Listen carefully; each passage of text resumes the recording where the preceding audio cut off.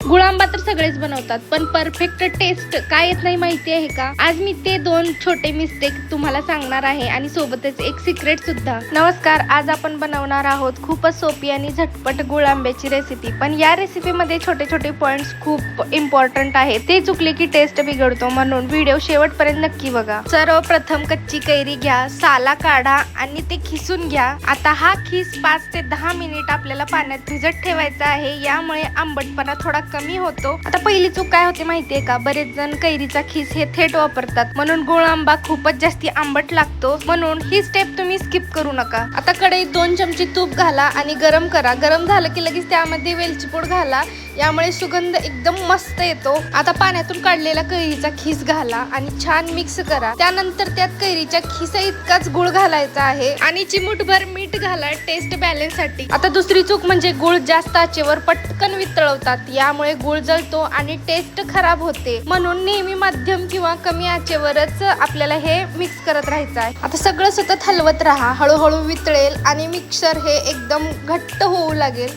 आता येतो सगळ्यात इम्पॉर्टंट सिक्रेट. गुळ पूर्ण वितळवल्यावर गॅस बंद करा आणि मिक्सर थोडं थंड होऊ द्या, कारण थंड झाल्यावरच त्याचा परफेक्ट टेस्ट आणि टेक्स्चर येतो. गरम गरम खाल्ला तर खूप पातळ वाटतो, पण थंड झाल्यावर नेक्स्ट लेवल लागतो. बस, आपला गुळ आंबा तयार आहे. सगळं टेक्स्चर आणि टेस्ट सगळं परफेक्ट. तुम्ही ही रेसिपी नक्कीच ट्राय करून बघा आणि कशी वाटली ते कमेंटमध्ये नक्कीच सांगा. आणि अशाच रेसिपीजसाठी चॅनलला सबस्क्राईब करा. यावरती मी खूपच नवीन नवीन गोष्टी तुमच्यासोबत शेअर करत असते.